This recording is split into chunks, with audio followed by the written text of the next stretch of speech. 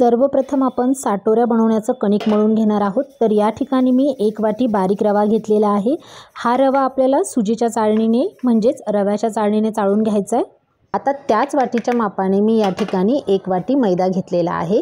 या ठिकाणी मी मेजरिंग कपचा वापर केलेला आहे। तुम्ही घरातील कोणतीही वाटी वापरू शकता। रवा मैदा चाळून झालाय। आता यामध्ये आपण चिमूटभर मीठ घालूयात। रवा मैदा आणि मीठ हाताने आपल्याला मिक्स करून घ्यायचे। आता याला आपण तूप लावून घेणार आहोत। तर या ठिकाणी मी 3 टेबलस्पून साजूक तुपाचा वापर केलेला आहे। तर तूप पिठामध्ये आपल्याला थोडं थोडं घालायचं आहे आणि पिठाला हे तूप आपल्याला चांगलं चोळून घ्यायचं आहे। तूप इतपत आपल्याला पिठाला लावायचे की याचा मुटका वळला गेला पाहिजे। तर या ठिकाणी तुम्ही पाहू शकता अशा पद्धतीने पिठाचा मुटका वळला गेला पाहिजे। आता यामध्ये आपण दूध घालून घेणार आहोत। तर मी सर्वप्रथम 1 वाटी दूध घेतलेला आहे। या दुधामध्येच साय देखील घेतलेली आहे। साई सगट हे दूध आपण यामध्ये घालणार आहोत आणि आपल्याला मऊसर असा कणकेचा गोळा मळून घ्यायचा आहे।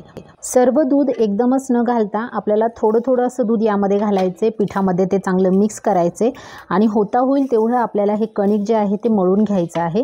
तर तुम्ही पाहू शकता अशा पद्धतीने मऊसर गोळा या ठिकाणी मी मळून घेतलेला आहे। परत या ठिकाणी अर्ध्या वाटी दुधाचा मी वापर केलाय। तर एकूण मला 1.5 वाटी दूध म्हणजे जवळजवळ 200 ml दूध या ठिकाणी लागलेलं आहे। आता दिसताना हे कणिक थोडंसं पातळ दिसत असेल, परंतु याला आपण 2 तास मुरवत ठेवणार आहोत। तर यामुळे रवा जो आहे तो चांगला फुलून येईल।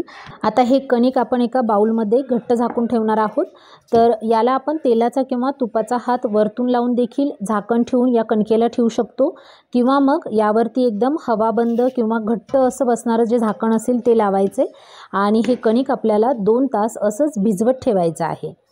आता आपण साटोऱ्यांचं सारण बनवून घेणार आहोत। तर या ठिकाणी मी 3 टेबलस्पून तूप गरम करून घेतलेला आहे। यामध्ये आपण 1 वाटी बारीक रवा घालायचा आहे आणि हा रवा आपल्याला तुपामध्ये एकदम मंद आचेवरती खरपूस भाजून घ्यायचा आहे। एकदम थोडासा गुलाबीसर रंगावरती आपल्याला हा रवा भाजून घ्यायचा आहे। रवा भाजत आला की रव्याचा सगळीकडे सुगंध दरवळतो। 15 ते 20 मिनिट मी हा रवा असाच मंद आचेवरती भाजून घेतलेला आहे। आता यामध्ये आपण अर्धी वाटी दूध घालणार आहोत। तर थोडं थोडं करत आपल्याला दूध घालायचं आहे। थोडं थोडं करून अर्धी वाटी दूध मी या रव्यामध्ये मिक्स केलेला आहे आणि रवा कंटिन्युअसली हलवलेला आहे। आता हा रवा जो आहे आपल्याला एका ताटामध्ये काढून ठेवायचा आहे म्हणजे तो तोपर्यंत थंड होईल।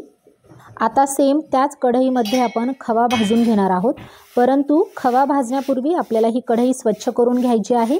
यामध्ये जे काही थोडेफार रव्याचे कण लागलेले आहेत, शिल्लक राहिलेले आहेत, ते टिश्यू पेपरने मी सगळे क्लीन करून घेतलेले आहेत। आता या कढईमध्ये आपण 1 चमचा साजूक तूप घालणार आहोत आणि यामध्ये 250 ग्रॅम म्हणजेच 1 पाव एवढा खवा आपल्याला भाजून घ्यायचा आहे। खवा हा सुरुवातीला थोडासा घट्ट असतो, तो अशा पद्धतीनं मोडून कढईमध्ये टाकायचा आहे आणि यानंतर जसा जसा तो आपण परतवत येतो, भाजत येतो, तसा तसा हा जो खवा आहे हा थोडासा पातळ होत जातो। आता सतत चमचाने आपल्याला याला हलवत राहायचं आहे आणि यामध्ये काही गुठळ्या असतील तर त्या मोडून घ्यायच्यात। खवा खाली लागण्याची शक्यता असते, त्यामुळे त्याला कंटिन्युअस हलवत राहायचं आहे आणि हा आपल्याला गुलाबीसर रंगावरती आपल्याला हा भाजून घ्यायचा आहे। खवा ज्या वेळेला भाजत येतो त्यावेळेला त्याचा असा एकसंध असा गोळा बनतो। तर बघा या ठिकाणी खव्याचा कलर जो आहे चेंज झालेला आहे। मी 15 ते 20 मिनिट मंद आचेवरती हा खवा एकसारखा हलवत राहून त्याला चांगलं भाजून घेतलेला आहे। आता हा पूर्ण भाजून झालाय। आता हा आपण त्याच ताटामध्ये काढून घेणार आहोत ज्या ताटात आपण रवा काढलेला होता। आता रवा आणि खवा आपल्याला थोडासा जो आहे थंड होऊ द्यायचा आहे। रवा आणि खवा थंड होईपर्यंत आपण मिक्सरच्या भांड्यामधून साखर बारीक करून घेणार आहोत। तर 1 कप साखर मी वापरलेली आहे। आपण 1 कप रवा घेतलेला होता। ज्या वाटीच्या मापाने आपण रवा मोजून घेतलेला आहे त्याच वाटीच्या मापाने आपल्याला तेवढ्याच प्रमाणात साखर घ्यायची आहे। आता रवा आणि खवा आणि साखर आपल्याला चांगली मिक्स करून घ्यायची आहे।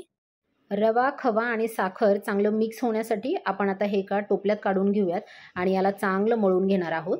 बघा हाताने आपल्याला याला 5 ते 10 मिनिट चांगलं कुस्करून घ्यायचं आहे आणि चांगलं सगळं एकजीव करून घ्यायचं आहे। तुम्ही पाहू शकता या ठिकाणी ज्या पद्धतीचं पुरण असतं तशा पद्धतीचं हे मिश्रण तयार झालं आहे। थोडीशी वेलची पूड यात घालायची आहे आणि याला आपण 2 ते 3 तास रेस्ट देणार आहोत। 2 ते 3 तासानंतर तुम्ही पाहू शकता की आपलं हे जे कणिक आहे एकदम छान भिजलेलं आहे, परंतु यामध्ये आपण रवा मिक्स केलेला होता। थोडंसं चांगलं एकजीव होण्यासाठी आपण हे मिक्सरमध्ये फिरून घेणार आहोत। तर मिक्सरच्या भांड्यामध्ये आपल्याला थोडं थोडं कणिक घालायचं आहे आणि आपल्याला याला थोडंसं फिरवून घ्यायचं आहे। बघा फिरवून घेतल्यानंतर तुम्ही पाहू शकता एकदमच मऊ असा गोळा तयार झालेला आहे। अशाच पद्धतीनं सर्व कणिक मी मिक्सरमध्ये थोडं थोडं करून फिरवून घेतलेला आहे। साटोऱ्यांची पूर्वतयारी झालेली आहे। ज्या पद्धतीनं पुरण एकदम मऊसर असतं तशाच पद्धतीचं आपलं हे सारण झालेलं आहे। यापैकी थोडंसं सारण मी एका प्लेटमध्ये काढून घेतले, पुन्हा सगळं परत एकजीव करून घेतले आणि आता आपण साटोऱ्या बनवणार आहोत। तर बघा, आपल्याला एकसारख्या आकाराच्या जर साटोऱ्या बनवायच्या असतील तर असा एखादा खोलगट चमचा असेल तर त्या चमच्याच्या मापाने गोळे बनवायचे। तर मी अशा पद्धतीनं या चमचाच्या मापाने 5-6 गोळे आधी बनवून घेतलेले आहेत। आता यानंतर एक कणकेचा गोळा घ्यायचा आहे, तो तांदळाच्या पिठामध्ये बुडवायचा आहे आणि त्याला पुरी एवढ्या आकारामध्ये आपल्याला लाटून घ्यायचा आहे। बघा, तांदळाच्या पिठाचा वापर केल्यामुळे साटोरी पोळपाटाला खाली चिटकत नाही।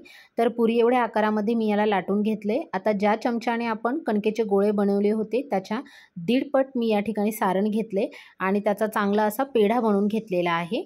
पुरी आपल्याला चांगली लाटून घ्यायची, यानंतर हा पेढा यामध्ये ठेवायचा आहे आणि हा जो आहे आपल्याला बंद करून घ्यायचा आहे।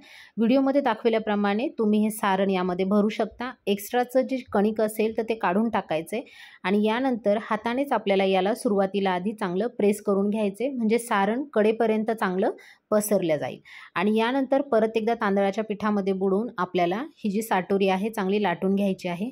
तुम्ही पाहू शकता ही साटोरी खाली चिटकत नाही। या ठिकाणी आपण तांदळाच्या पिठाचा वापर केलाय, तर अशा पद्धतीनं ही साटोरी लाटून घ्यायची आहे। तर तुम्ही या ठिकाणी पाहू शकता सारण जे आहे तर ते चांगलं कडेपर्यंत लाटलं गेलेलं आहे। तर अशा पद्धतीनं आपण या साटोऱ्या चांगल्या लाटून घ्यायच्या आहेत। आता यानंतर तव्याला तूप लावायचं आहे थोडंसं आणि मग त्यानंतर साटोरी आपल्याला भाजून घ्यायची आहे। मीडियम टू लो फ्लेमवरती आपल्याला ही साटोरी चांगली गुलाबीसर रंगावरती भाजून घ्यायची आहे। साटोरीला दोन्हीही बाजूनी तेल किंवा तूप लावून चांगलं खरपूस असं आपल्याला भाजून घ्यायचं आहे। मीडियम टू लो फ्लेमवरतीच आपल्याला या भाजून घ्यायच्यात। तुम्ही या ठिकाणी पाहू शकता की एकदम टम्म अशा या साटोऱ्या फुगलेल्या आहेत। सेम अशाच पद्धतीनं मी सर्व साटोऱ्या बनवून घेतलेल्या आहेत। साटोऱ्या झाल्यानंतर त्या चाळणीवरती ठेवायच्यात, म्हणजे त्याला वाफ धरत नाही। तर अशा पद्धतीनं बघा, त्याची वाफ जी आहे ती आपल्याला सर्व काढून घ्यायची आहे। चाळणीवरती मी या सर्व साटोऱ्या ठेवलेल्या आहेत। तर तुम्ही या ठिकाणी पाहू शकता एकदम क्रिस्पी आणि क्रंची अशा या साटोऱ्या झालेल्या आहेत। एक साटोरी आपण या ठिकाणी तोडून बघूयात। सारण जे आहे ते आपलं कडेपर्यंत पसरलेलं आहे। एकदम खुसखुशीत अशा या साटोऱ्या झालेल्या आहेत। व्हिडिओ तुम्हाला कसा वाटला ते कमेंट सेक्शनमध्ये नक्की कमेंट करा। व्हिडिओ आवडला असेल तर व्हिडिओला लाईक करा, शेअर करा आणि चॅनलला सबस्क्राईब करा।